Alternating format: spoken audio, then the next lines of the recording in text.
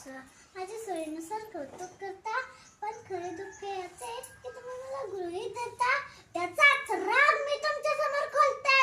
होय, मी सावित्री ज्योतिबा फुले बोलते.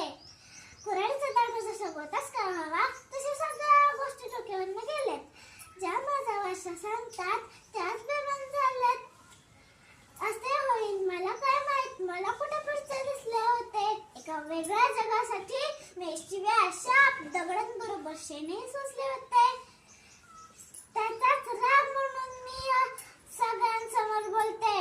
होय, मी सावित्री ज्योतिबा फुले बोलते.